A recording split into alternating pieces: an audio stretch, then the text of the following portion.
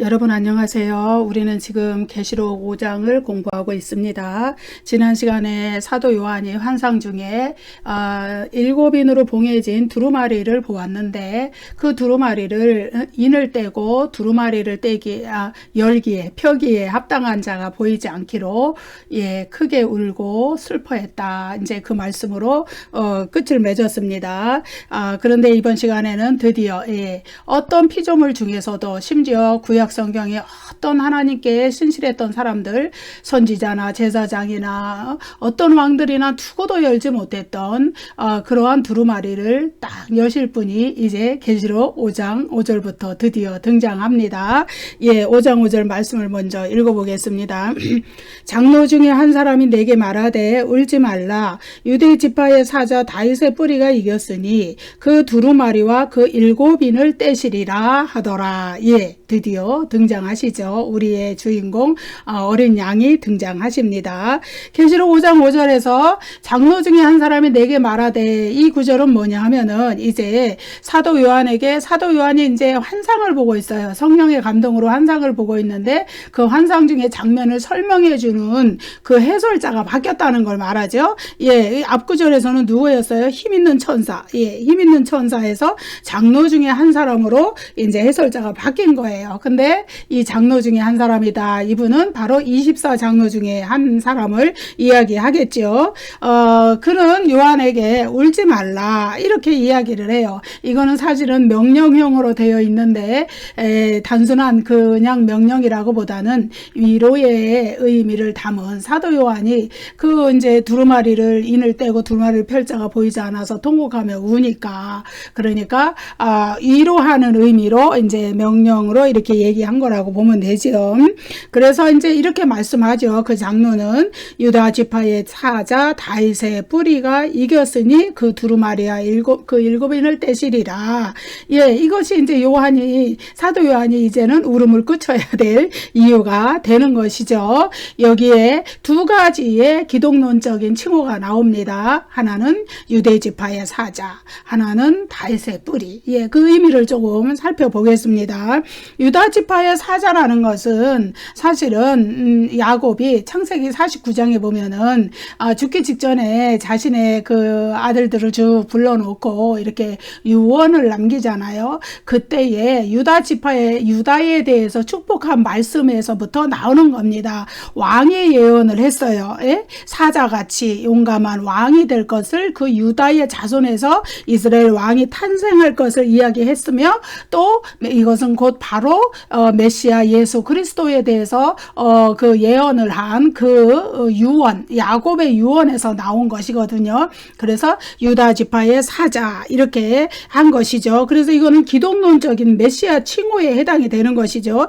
사자라는 동물은 능력과 힘을 상징하죠. 그래서 구약에서 하나님은 아주 전사로서 용맹한 왕으로서 그래서 사자로서 종종 비유가 됩니다. 비유적으로 그렇게 여호와의 하나님에 대해서 비유를 하는 거예요. 그것은 뭐냐 하면은 사자처럼 왕으로서 이스라엘 백성을 그 이방 나라들의 침략에서 구원해내시는 그런 권능 있는 능력 있는 왕을 묘사할 때 사자로서 비유해서 여호와 하나님을 표현했다는 얘기예요. 예수 그리스도도 마찬가지로 사탄과의 싸움에서 승리해서 그리스도를 믿는 그 신실한 자들을 구원해내시는 영적 전사이고, 그리고 부활 승천하신 후에 실제로 어디에 하나님 보좌 우편에 왕으로서 앉으셔서 우주 만물을 통치하시는 실제적인 왕이십니다. 그래서 이 사자의 비유가 굉장히 적합한 것이고요. 그래서 그러한 그리스도가 두루마리의 인을 떼고 두루마리를 펴서 하나님의 인류에 대한, 인간에 대한 구원과 심판의 계획을 계시하기에 아주 합당한 자격을 갖추신 분이시다 이렇게 얘기하고 있죠. 이 다윗의 뿌리라는 또 여기 또 기독론적인 칭호가 나오죠. 이거는 이제 구약의 메시아 예언의 성취를 의미해요. 이사야 11장 1절과 10절 읽어보면요, 이새의 줄기에서 한 싹이 나며 그 뿌리에서 한 가지가 나서 결실할 것이요. 예, 이사야 11장 1절의 예언이고 10절의 예언. 그날에 이새의 뿌리에서 한 싹이 나서 만민의 기치로 설 것이요 열방이 그에게로 돌아오리니 그가 거한 곳이 영화로우리라. 예, 이게 뭐냐 하면은 만왕의 왕으로 등극하신 예수 그리스도가 다윗의 자손으로 온다는 거예요. 다윗의 뿌리라는 얘기예요. 예, 이새의 아들 다윗의 자손으로. 실제로 마태복음에 보면은 족보가 쭉 나오죠. 거기에 뭐라고 돼 있어요? 예, 아브라함의 자손, 유다의 자손, 또 누구의 자손? 이새의 자손, 다윗의 자손, 예수 그리스도. 예, 육적인 혈통을 따지면은 그렇다는 얘기죠. 그래서 이새의 후손으로 다윗의 뿌리에서 메시아 왕이 태어날 것을 이렇게 예언한 구약의 이 메시아 예언들을 성취한 의미에서 이 기독론적인 칭호들을 사용했다. 우리가 이렇게 보면 되고요. 다윗의 뿌리라는 이 칭호도 영적 전사로서 힘을 가지고 자기의 백성을 구원해내시는 그런 이미지들을 가지고 있죠. 그런데 계시록에서도 다윗의 뿌리에 대해서 또 한두 군데 설명을 해 놓은 데가 있어요. 하나는 3장 7절에 빌라델비아 교회의 사자에게 편지하라, 여기에서 나온 것에서 자기 자신을 그리스도께서 어떻게 승계하신 그리스도, 영광 받으신 그리스도께서 어떻게 소개를 하셨냐 하면은 거룩하고 진실하사 다윗의 열쇠를 가지시니 이렇게 소개를 했어요.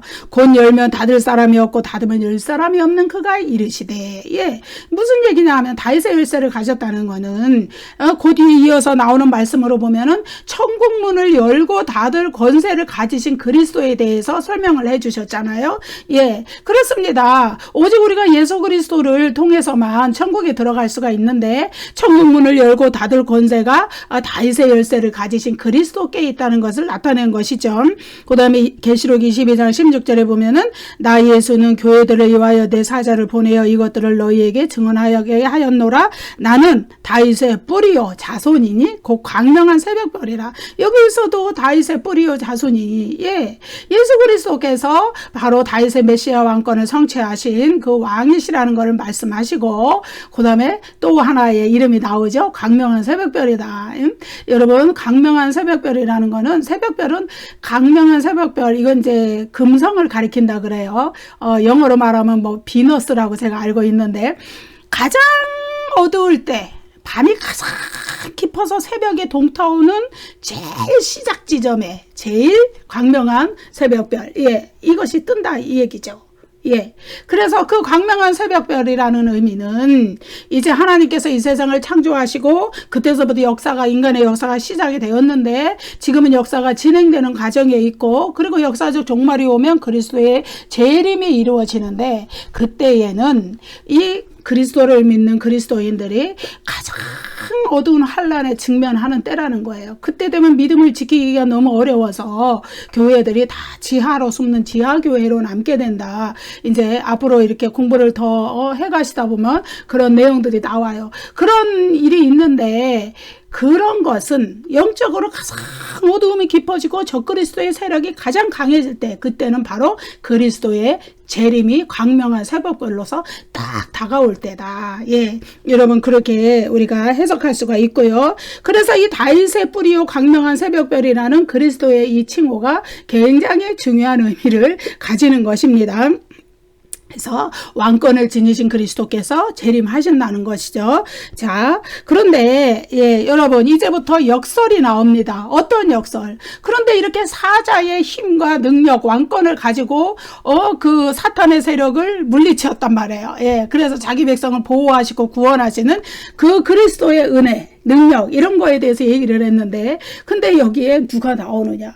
어린 양이 갑자기 등장을 하죠. 예, 어린 양이. 근데 이제 그 5장 6절이거든요. 5장 6절이군요. 예. 근데 이제 여기서 조금 더 얘기를 하겠습니다. 그런데 그리스도께서 원수들을 패배시킨 무기는 사자로서의 용맹한 그 힘이 아니에요.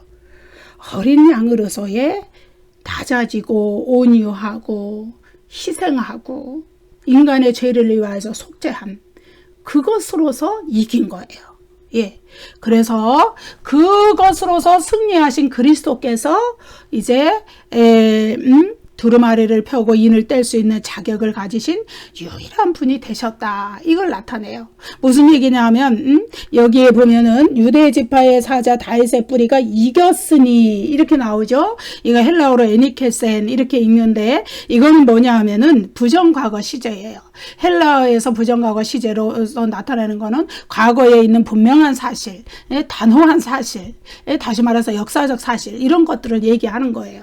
그건 뭐냐 하면은 예수 그리스도께서 십자가에서 사탄과의 영적 전쟁에서 승리한 역사적 사실이 분명히 있다는 거예요. 그렇기 때문에 그거에 기반해서 부활하셨고 승천하셨고 하나님 보좌 우편에 왕으로서 앉으셨고 그래서 유다 지파의 사자 다윗의 뿌리 다윗의 메시아 왕권을 성취하신 분이 되신 것이지 그리스도께서 어떤 처음서부터 막 사자의 용맹으로 어떤 왕권을 처음부터 가지고 막 행사하셔서 사탄과의 싸움에서 이기신 것이 아니라는 거예요. 십자가의 온유함과 겸손함과 낮아지심과 자기 희생과 이런 것으로서 영적 사탄과의 십자가에서 사탄과의 영적 전쟁에서 이겨서 승리하셔서 인간에게 인류에게 구원의 길을 열어주신 분 구원 사역을 성취하신 분 그것이 여기에 이겼으니 이것이 나타내는 그 실체예요. 그렇습니다. 그래서 십자가와 부활은 분명한 역사적 사실이라는 것을 이 헬라어 에니케센이 이겼으니라는 이 말 하나에 다 담아내고 있다. 우리가 이렇게 보면 되고요. 그 두루마리와 그 7인을 떼시리라. 그래서 그렇게 승리하신 십자가의 낮아지신가 온유하신가 희생으로 승리하신 그리스도만이 오직 두루마리를 펴며 인을 떼기에 이거는 도치법이라 그랬죠. 인을 먼저 떼고 사실은 두루마리를 펴야 되는데 두루마리를 펴는 거를 강조하기 위해서 앞에 문장으로 이끌어낸 거예요. 거기에 그렇게 하기에 합당한 자격을 갖추신 분이다. 그래서 이제 그리스도의 그 자격은 자기 희생과 그런 것으로 얻어진 그러한 합당한 자격이다. 심한 통곡과 눈물로 자기를 하나님 죽음에서 구원하실 이에게 간구와 소원을 흘리는 그 장면을 우리가 히브리서에서도 공부했는데 히브리서 5장에서 그러한 것이에요. 십자가의 고난이 없이 이 그리스도의 왕권은 성취되지 않았다는 거예요. 그래서 이제 사도 요한은 그러한 그리스도를 발견하고 이제 그 두루마리를 펴서 하나님이 인간에게 성취하기를 원하시는 구원과 심판의 그 목적 그걸 다 성취하게 되었기 때문에 이제 사도 요한은 그 환상에서 이제 어린 양을 보고 통곡의 눈물을 그런 자를 발견했기 때문에 여기서는 이제 5장 5절에서는 장로가 설명해 주는 해설로 나오지만 6절에서는 어떻게 해요? 이제 직접 자기 눈으로 다시 어린 양의 환상을 보게 되는 거예요. 5장 6절 읽어보겠습니다. 그래서 이제 사도 요한은 슬픔의 눈물과 통곡을 일단은 멈춘 거예요. 그리고 어린 양을 다시 눈을 떠서 환상을 봅니다. 장로의 설명을 듣고 난 다음에 5장 6절 내가 또 보니 보좌와 내 생물과 장로들 사이에 한 어린 양이 서 있는데 일찍이 죽음을 당한 것 같더라. 그에게 7뿔과 7눈이 있으니 이 눈들은 온 땅에 보내심을 받은 하나님의 7영이더라. 내가 또 보니 카이에이돈 어제 공부했죠. 지난 시간에 지난 시간에 또 공부했죠. 그건 뭐냐 하면은 새로운 환상을 볼 때 새로운 장면이 추가될 때 내가 또 보니 카이에이돈 이 언어를 쓴다 그랬어요. 지금까지는 보이지 않던 어린 양이 이제 사도 요한의 환상 중에 갑자기 등장한 거예요. 짠 하고 예수님이 등장하신 것이죠. 그런데 이 계시록에서 어린 양이라는 이것도 기독론적인 칭호인데 이 칭호를 쓰는 것은 십자가에서 죽으셨지만 죄와 사망의 권세를 이기시고 부활하신 예수 그리스도를 나타내는 상징적인 묘사예요. 실제로 사도 요한의 그 환상에서 어린 양을 그 그리스도를 어린 양의 모습으로 보았다 그래서 예수 그리스도가 어린 양은 아니시잖아요. 어린 양의 역할을 어린 양의 희생제물 속죄제물의 역할을 하셨지만은 그리스도 자신이 실제로 어린 양은 아니시거든요. 그러니까 이것은 상징적인 묘사예요. 환상 속에서 본 그런 것이죠. 근데 요한이 어린 양에 대해서 여기에서 요한계시록의 수신자들에게 어떤 설명도 없이 갑자기 어린 양을 탁 탁 내놓잖아요. 그렇잖아요. 그 얘기는 그리고 어린 양이라는 칭호를 요한계시록에서 아주 빈번하게 사용하는 것은 요한계시록의 그 수신자들이 이 어린 양이라는 칭호에 대해서 잘 알고 있었을 것이다. 그런 추측을 우리가 그런 것을 입증해 주는 그런 증거라고 할 수 있는 것이죠. 그래서 이제 실제로 요한계시록에서 예수 그리스도를 가리키는 칭호가 있죠. 예수 칭호로서 예수 이렇게 부르는 칭호는 14번, 또 그리스도 이렇게 부르는 칭호도 7번 이렇게 사용이 돼요. 그런데 어린 양이라는 칭호는 무려 29번이나 사용이 돼요. 그래서 계시록에 해석이 되는 그리스도의 그 칭호, 그것이 해석의 열쇠가 되는 칭호는 어린 양이다.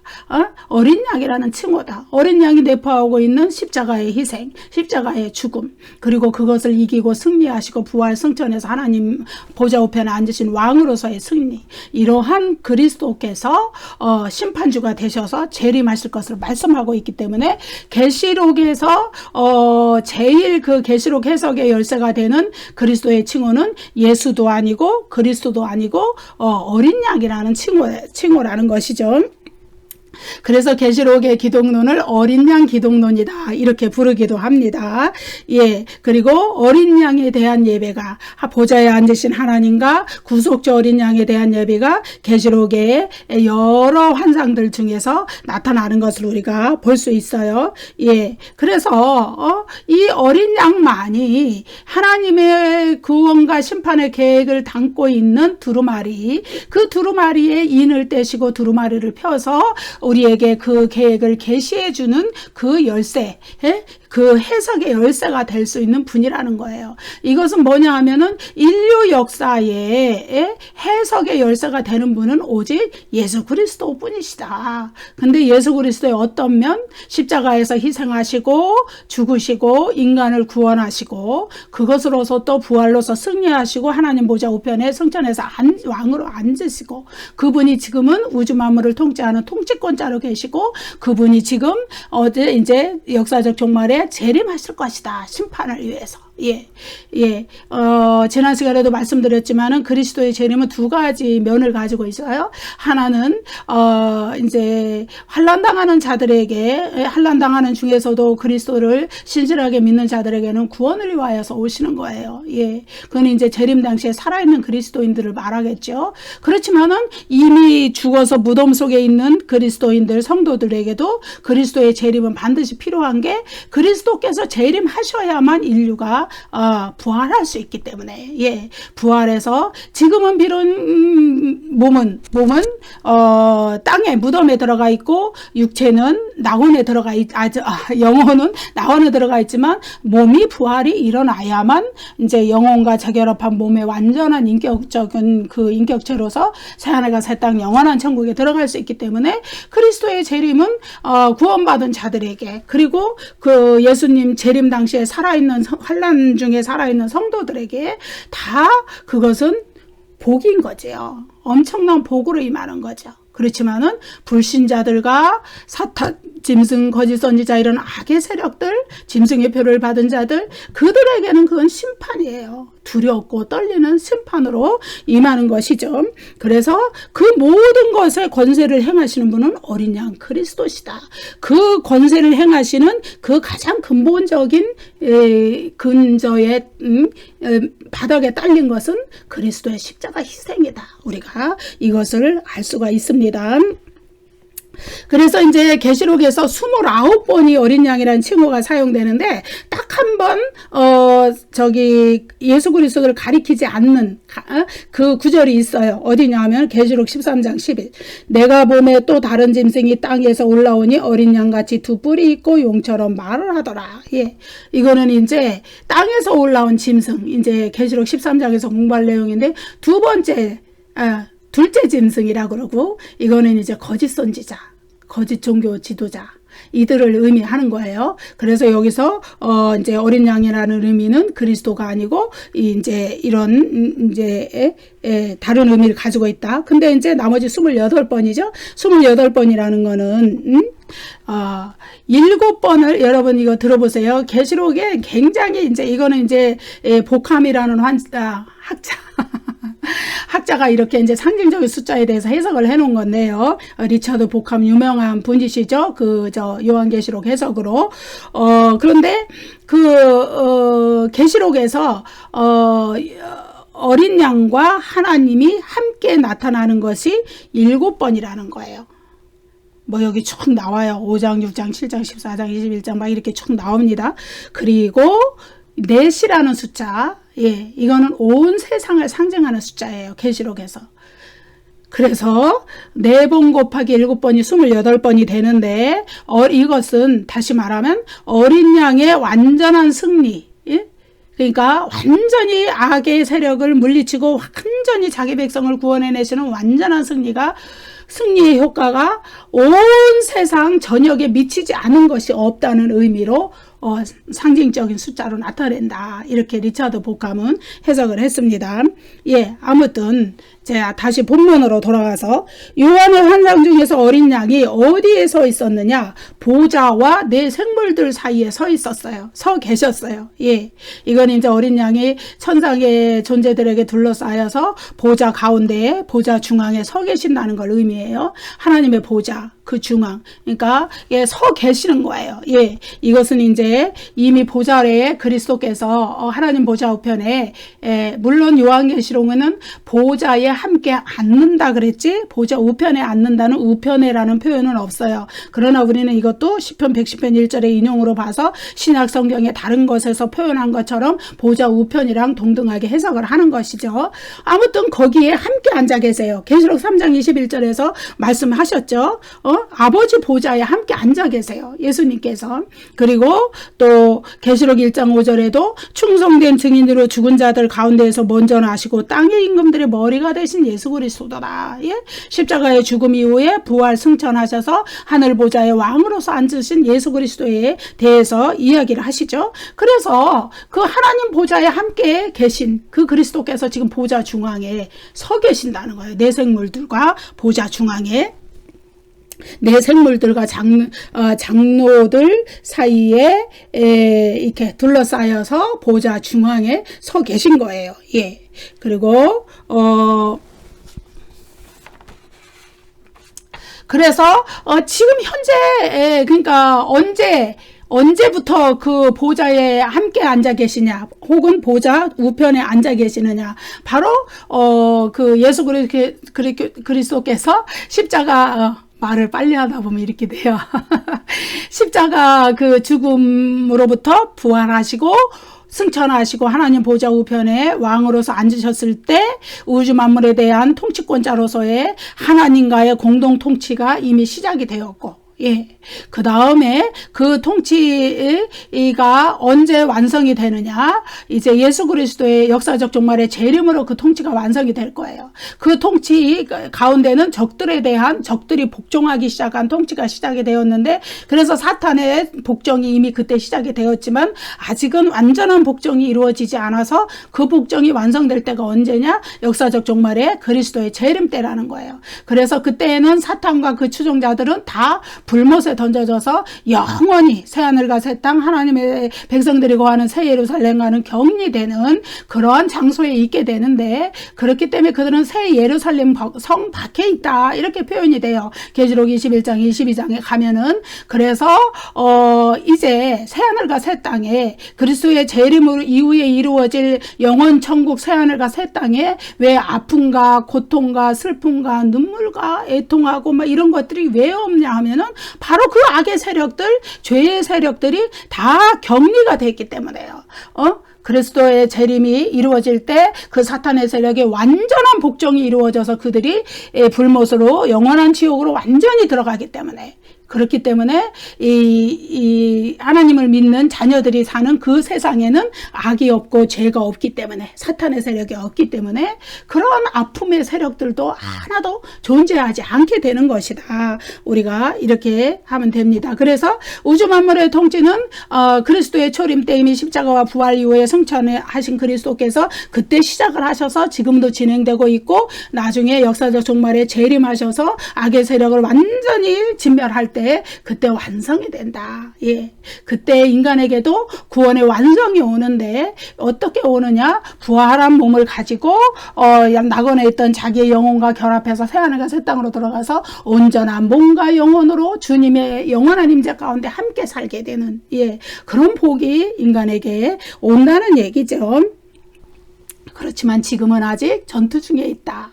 그래서 믿는 성도들도 택하신 자들도 할 수만 있으면 넘어뜨리려고 사탄이 역사하기 때문에 끊임없이 우리는 깨어 있어야 하고 영적 전쟁을 수행해야 되고 하나님 편에 서야 되는, 승리해야 되는 그러한 숙제가 우리에게 남아있고, 그리스도인들에게 그러한 그 환난, 박해, 소아시아 7교회 교인들이 당했던 그런 고난들이 우리의 삶 속에도 또 크나 작으나 여러 가지 형태로 다가오는 이유는 바로 이 영적 전쟁이라는 거를 우리가 그 배후에 사탄의 권세가 있다는 거를 깨닫고 늘 깨어 있어야 될 줄로 믿습니다. 여러분 이제 5장 6절에서 어린 양이 등장을 했는데요. 5장 5절에 유대의 지파의 사자 다윗의 뿌리. 이 칭호하고 어린 양이라 5장 6절에 어린 양이라는 칭호는 어때요? 서로 역설적인 의미를 가지고 있어요. 아까도 말씀드렸지만 유대 지파의 사자 다윗의 뿌리, 이거는 아주 강하고 용맹한 왕의 권세를 지닌 그런 의미를 나타내지만 어린 양은 희생과 죽음과 속죄와 그런 것을 나타내거든요. 근데 이 역설적인 두 칭호를 사도 요한은 계시록 5장 5절과 6절에서 다 제시하고 있단 말이에요. 근데 사실은 이것은 전혀 관련 없는 것이 아니라 둘은 불가분의 관계 있다. 그것을 말씀드리고 싶어요. 왜냐하면 어린 양으로서의 그리스도의 십자가의 죽음과 희생이 없었다면은 왕으로서 사자 같은 왕의 권세를 가지고 등극할 일이 없고 우주 만물을 통치할 일이 없었기 때문이에요. 그래서 성육신과 낮아지신과 십자가의 죽음이 먼저라는 거예요. 그리스도는. 마찬가지로 그리스도인들도 마찬가지라는 거예요. 그리스도의 십자가의 고난을 따르고 그 고난의 삶을 살아내는 것이 하늘의 영광, 나중에 그리스도의 영광, 왕의 영광의 권세를 얻는, 거기에 참여하는 그 영광보다 먼저 있어야 된다는 것을 가르쳐줘요. 그래서 사도 요한은 환상 중에 먼저 본 것이 유대 지파의 사자 다윗의 뿌리, 왕의 권세를 지닌 그 그리스도의 모습이었는데, 그 이후에 다시 어린 양이라는 연약하고 힘없는 존재를 다시 보게 되는 것이죠. 자, 여기 보면은 한 어린 양이 서 있는데 일찍이 죽음을 당한 것 같더라. 죽임을 당한 것 같더라.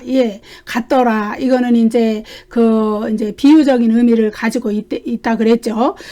죽임을 당하신 어린 양의 모습 속에 십자가 희생의 흔적이 남아 있다는 것을 의미합니다. 여러분, 일찍 죽임을 당한, 이것이 이제 헬라어로 에스파그메논인데, 이 동사의 원형은 스파조라는 동사예요. 근데 이 동사는 무서워요. 죽이다, 살육하다, 도륙하다, 이런 의미를 가지고 있어요. 근데 예수님이 어린 양이 그런 일을 당했다는 것이에요. 일찍 죽음을 당한 것. 당한 것 같더라. 이거는 무슨 뜻이냐 하면은, 그리스도께서는 물론 하나님이 인간을 구원하시려는 그 구원의 소원, 구원의 뜻, 그것을 성취해드리기 위하여 자발적으로 성육신 하셔서 오셨고, 자발적으로 십자가에 자신을 속죄 제물로 드려서 하나님 앞에 속죄 제사를 드리셨어요. 그렇지만은, 타인에 의해서 살해되었다는 의미를 이 에스파그메논이라는 동사가 가지고 있어요. 그거는 뭐냐 하면은 그리스도께서 그런 의사를 자발적으로 가지고 계셨다 하더라도 어떻게 하냐 하면은 유대의 종교 지도자들과 로마의 관원들의 이기적인 의도에 의해서 죽임을 당했다는 그 의미를 가지고 있어요. 물론 인간을 구원하시는 하나님의 뜻에 자신의 목숨을 내어드리는 자발적인 순종이 있었고 그런 것이 있지만은 인간에 의해서 이렇게 이기적인 의도, 당시 로마의 관원들과 유대 종교 지도자들은 자기들의 정치적 이익을 따라서 이렇게 예수 그리스도를 죄 없으신 분을 십자가에 못 박은 거예요. 그리고 또 일찍 죽임을 당한 것은 이렇게 하실 수밖에 없었던, 인간을 구원하기 위해서 이렇게 하실 수밖에 없었던, 자신의 독생자를 희생하실 수밖에 없었던 하나님의 아픔이 드러나는 그러한 장면이라고 우리가 할 수 있어요. 그래서 근데 여기 이제 완료 수동태 분사거든요. 그러니까 그리스도의 죽음이 수동태로 표현되어 있다는 것은 남에 의해 죽임을 당했다, 이 의미를 강조하기 위한 것이죠.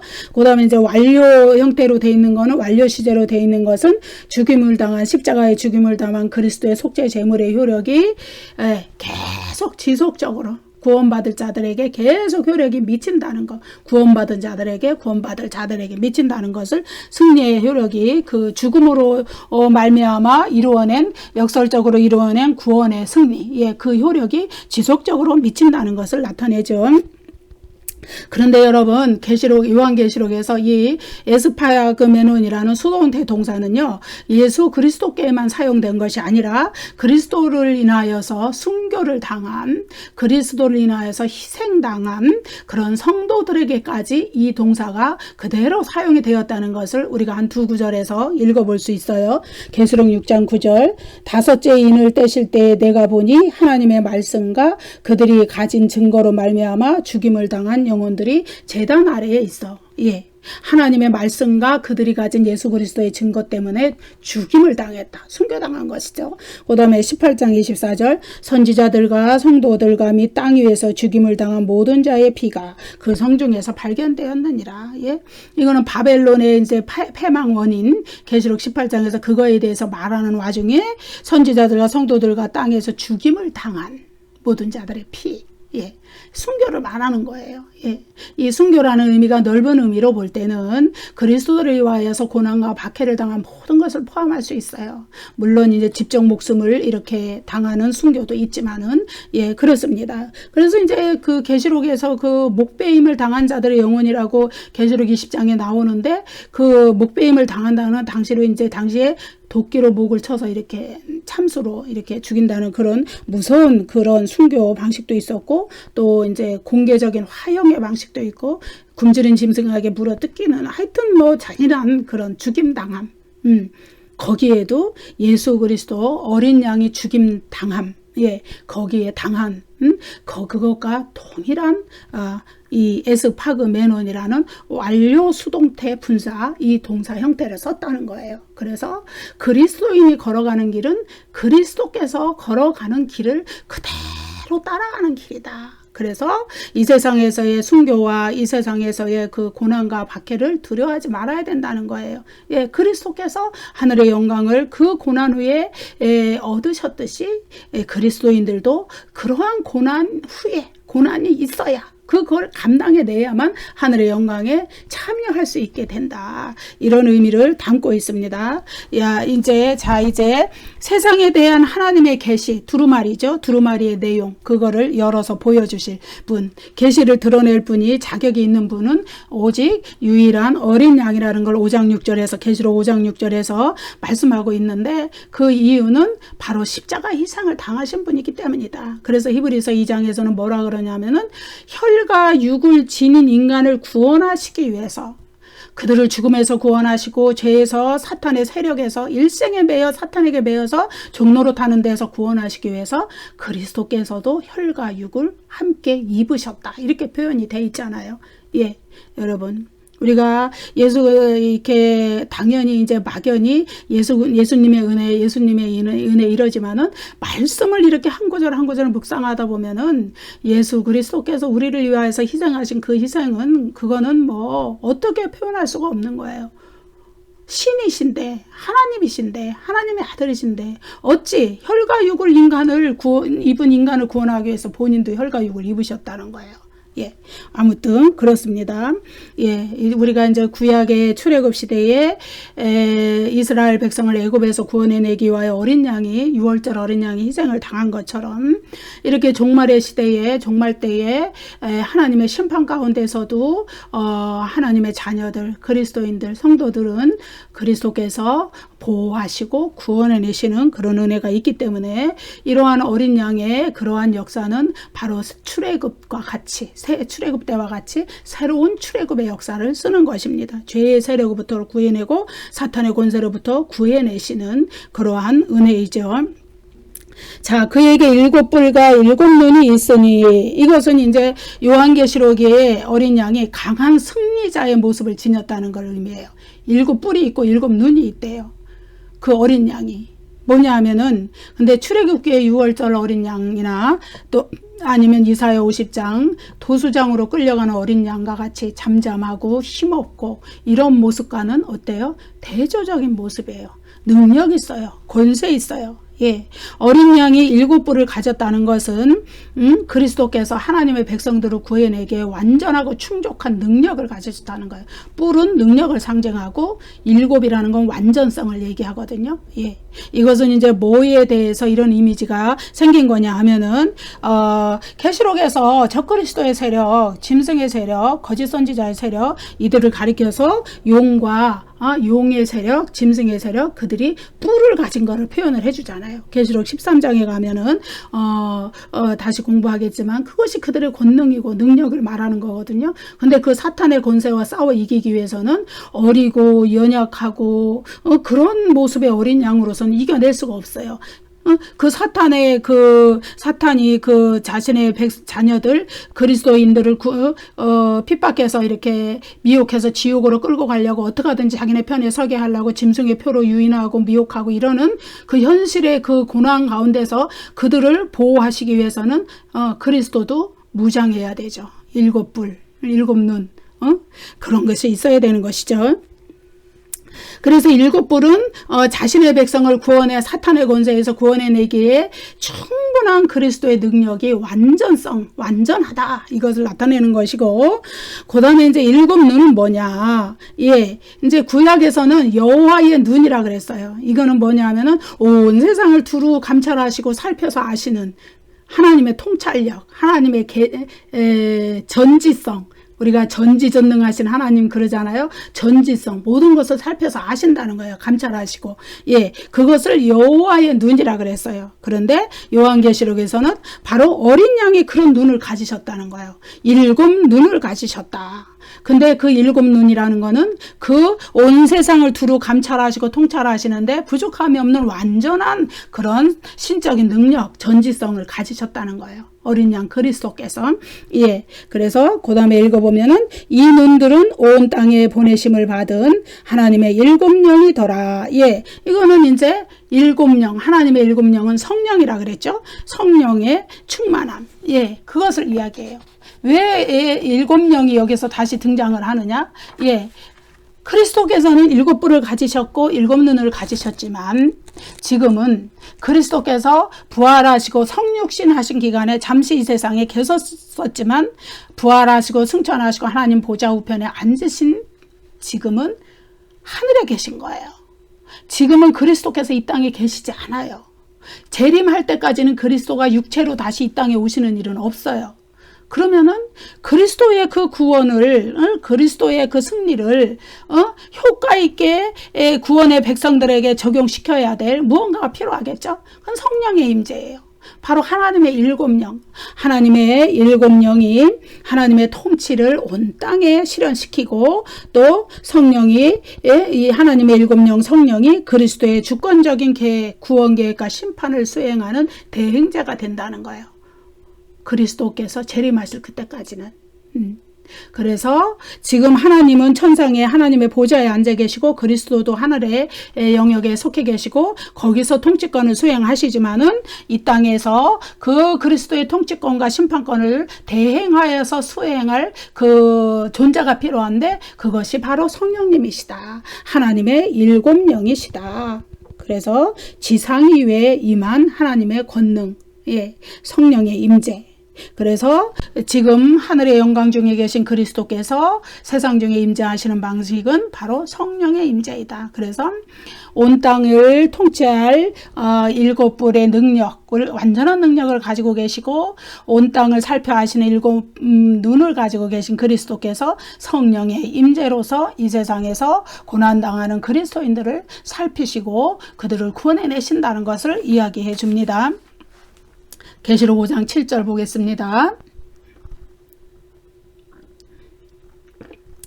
그 어린 양이 나와서 보좌에 앉으시니 오른손에서 두루마리를 취하시니라. 예, 우리가 여기서 이제 계시록 5장에서 알 수 있는 두 가지 사실이 뭐냐? 하나는 이제 계시록에 나타난 그리스도는 지금 이 지상에서 고난 받으시는 그리스도가 아니라 이미 부활하시고 승천하셔서 하나님 보좌 우편에서 우주 만물에 대한 통치권을 행사하시는 왕으로서의 그리스도시다. 어린 양 그리스도.